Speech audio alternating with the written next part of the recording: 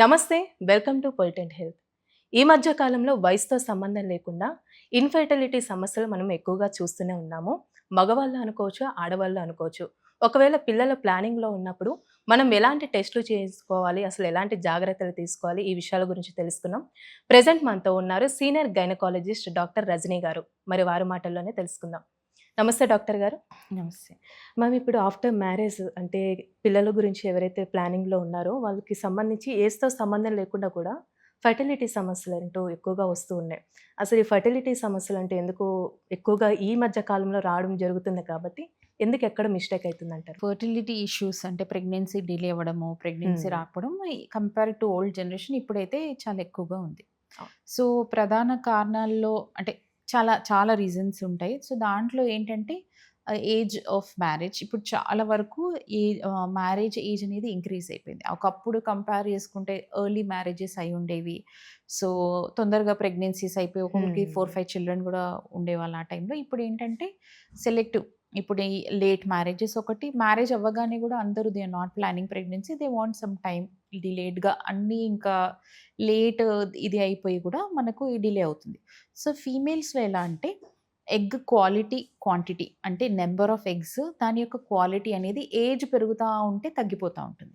So, హుహు. Once ఒక 30 years cross అయింది అంటే మనకు ఎగ్ క్వాంటిటీ, క్వాలిటీ అంటే ఏజ్ ఇంక్రీజ్ అవుతా ఉంటే మెల్లిమెల్లిగా తగ్గిపోతా ఉంటుంది. సో, డిలేడ్‌గా ప్రెగ్నెన్సీస్ అంటే లేట్ ఏజ్‌లో కన్సీవ్ అవ్వాలి అనుకున్న వాళ్ళకి దీనివల్ల మనకి ఇన్‌ఫర్టిలిటీ సమస్య వచ్చే అవకాశం ఉంటుంది. అదే కాకుండా life style changes. So, lot of pollution, lots of changes ఈ లైఫ్ స్టైల్ వల్ల, పొల్యూటెంట్స్ వల్ల, టాక్సిన్స్ వల్ల చాలా వరకు ఎండోమెట్రియోసిస్ సమస్య అనేది, పీసీఓడీ సమస్య అనేది కూడా మనకి ఈ మధ్య అవును. కాలంలో ఎక్కువ మోతాదులో చూస్తున్నాం. దీంట్లో ఏంటంటే ఓవరీస్‌ని అంటే పాడు చేసి అంటే ఇవన్నీ ఏంటంటే యానోవ్యులేషన్ అంటే ఎగ్ హ్మ్. అనేది రిలీజ్ అవ్వకుండా ఎండోమెట్రియోసిస్ అనే దాంట్లో ఏంటంటే ఎగ్స్‌ని డ్యామేజ్ చేసే అవకాశం ఉంటుంది ఇన్‌ఫ్లమేషన్ వల్ల. సో, కొన్ని రకాల ఈ ప్రాబ్లమ్స్ అనేవి ఈ మధ్య కాలంలో ఎక్కువయ్యాయి. యాహ్! సో, దానివల్ల indirectly it is affecting the fertility అంటే ప్రెగ్నెన్సీ రాకపోవడం.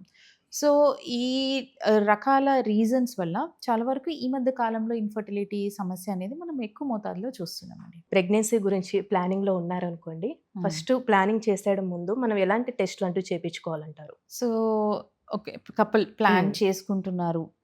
ఇద్దరు మ్యారేజ్ అయింది. న్యూలీ మ్యారీడ్ అంటే ఏంటంటే, వాళ్ళకి మనం వాళ్ళ హిస్టరీ అనేది తీసుకుంటాం. అంటే వాళ్ళకి ఆల్రెడీ ఏమన్నా ప్రాబ్లమ్స్ ఉన్నాయా? హెల్త్ ఇష్యూస్ ఏమన్నాయా? ఆల్రెడీ ఏదైనా థైరాయిడ్ ఉంది అనుకోండి, దాన్ని కరెక్ట్ చేయడానికి ట్రై చేస్తాం. ఆల్రెడీ కొంతమందికి ఏదైనా మెడికల్ ఇష్యూస్ ఉండి ఉండొచ్చు. ఫిట్స్ ప్రాబ్లమ్ గానీ, ఇంకేదైనా న్యూరోలాజికల్ ఇష్యూస్ కానీ, both male and female. So, ఏదైనా ఇష్యూస్ ఉన్నాయని దాని ఇన్వెస్టిగేషన్స్ అన్నీ చేసుకొని, దానికి తగ్గిన ఒకవేళ అవసరమైన ఇన్వెస్టిగేషన్స్ మాత్రమే చేసుకొని, చూసుకొని దానికి ట్రీట్మెంట్స్ అనేవి మనము ఇచ్చే అవకాశం ఉంటుంది. సో, అన్నీ బాగున్నాయి, ఇద్దరికీ అన్ని ఇన్వెస్టిగేషన్స్ బాగున్నాయి అన్నప్పుడు ఫోలిక్ యాసిడ్ సప్లిమెంట్స్ కూడా మనము ఈ లేడీస్‌కి అది ఇస్తా ఉంటాం. సో, ఎవరైనా మ్యారేజ్ అయిన తర్వాత ఫస్ట్ 1 ఇయర్ అంటే 12 మంత్స్ కంటిన్యూయస్‌గా వాళ్ళు ట్రై చేశారు. ప్రెగ్నెన్సీ అవ్వలేదు అంటే అప్పుడే మనము ఎక్కువగా ఇంటర్వీన్ అవుతాం. సో, అంతవరకు మనకు ఒక 12 మంత్స్ స్పాన్ అనేది వాళ్ళకిస్తాం. హ్మ్. సో, ప్రెగ్నెన్సీ ప్లాన్ చేసుకోవడానికి ఇది. 12 మంత్స్ కూడా కంటిన్యూయస్‌గా ట్రై చేసి ప్రెగ్నెన్సీ రాకపోతే అప్పుడు మనం ఎవాల్యుయేషన్ ఫర్దర్ ఇంకా హైయర్ ఎవాల్యుయేషన్. సో, ఎవాల్యుయేషన్‌లో ఏంటంటే ఓన్లీ ఫీమేల్సే కాదు మేల్స్ కూడా ఇద్దరికీ. ఇద్దరికైతే. ఇద్దరికి. హస్బెండ్ అండ్ వైఫ్ ఇద్దరికీ ఇన్వెస్టిగేషన్స్ దానికి అంటే ఎందుకు దేనివల్ల ప్రెగ్నెన్సీ రావట్లేదు, యూట్రైన్ ప్రాబ్లమ్స్ ఏమైనా ఉన్నాయా, ట్యూబల్ ప్రాబ్లమ్స్ ఏమన్నాయా, ఓవరీస్ ప్రాబ్లమ్ ఏమైనా ఉందా అని లేడీస్‌లో చూడడం జరుగుతుంది.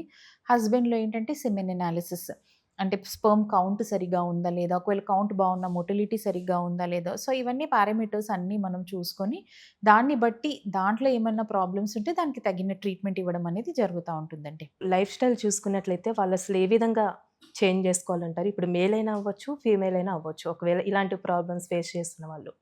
సో, లైఫ్ స్టైల్ అనేది ఏంటంటే, ఒక ప్రాబ్లమ్ వచ్చిన తర్వాతే చేంజ్ చేసుకుంటాను అంటే, అదంత ఇమ్మీడియేట్ రిజల్ట్స్ ఉండవు. Oh! So, all ladies and gents ఏంటంటే, అమ్మాయిలైనా, అబ్బాయిలైనా యంగర్ ఏజ్ నుంచి, చిన్నప్పటి నుంచే ఒక హెల్తీ లైఫ్ స్టైల్ అంటే ఎక్కువగా ఫ్రూట్స్ తినడము, జంక్ ఫుడ్ అనేది ఈ మధ్య కాలంలో ఎక్కువగా అయింది. Hmm. People are more prone for junk. So, junk food అనేది అవాయిడ్ చేసి చిన్నప్పటి నుంచే healthy diet, nutritious diet, fruits, antioxidant rich diets, ఆకుకూరలు తీసుకోవడము, ఇవన్నీ దాని తర్వాత ఫిజికల్ యాక్టివిటీ ఆల్సో. ఇప్పుడు మనం చూస్తున్నాం పిల్లలు చాలా వరకు they are confined to their tabs or their mobiles or TV. So, sedentary lifestyle అనేది ఎక్కువైపోయింది పిల్లల్లో. సో, వాళ్ళని ఫిజికల్‌గా బాగా యాక్టివ్‌గా ఉండడం అంటే ఫిజికల్ యాక్టివిటీ ఏదో ఒక రకమైన ఆటలు గానీ, ఎక్సర్‌సైజెస్ గానీ మనము ఈ చిన్నప్పటి నుంచే ఈ పిల్లలకి అలవాటు చేయడం అనేది చాలా అవసరం. సో, ఇప్పుడు సడెన్‌గా ప్రెగ్నెన్సీ రావట్లేదు. ఇప్పుడే నాకు లైఫ్ స్టైల్ అంటే హ్మ్. ఇమ్మీడియేట్ చేంజెస్ అంత తొందరగా మనకి కనిపించకపోవచ్చు. బట్ స్టిల్ యెస్ మీరు లైఫ్ స్టైల్ చేంజెస్ అనేది చేయాలి. కాకపోతే ఒక ఏజ్ నుంచే ఎర్లీ ఏజ్ నుంచే ఇఫ్ మీరు స్టార్ట్ చేస్తే ఈ ప్రాబ్లమ్స్ అసలు రావు బేసికల్ అంటే ప్రివెన్షన్‌కి అయితే మనకి యూజ్ అవుతాయి. సో, లైఫ్ స్టైల్ చేంజెస్‌లో ఏంటంటే డైట్, ఫిజికల్ యాక్టివిటీ ఉంచుకోవడము, హెల్తీ హ్యాబిట్స్ ద్వారా చాలా వరకు అంటే మంచిగా స్లీప్ పడుకోవడము, నైట్ అంతా ఆహ్, ఇది సోషల్ మీడియా చూసుకుంటా మంచి గుడ్ స్లీప్ అట్‌లీస్ట్ ఒక 8 hours of sleep is minimum అండి ఇద్దరికి మేల్స్ హ్మ్. అయినా, ఫీమేల్స్ అయినా.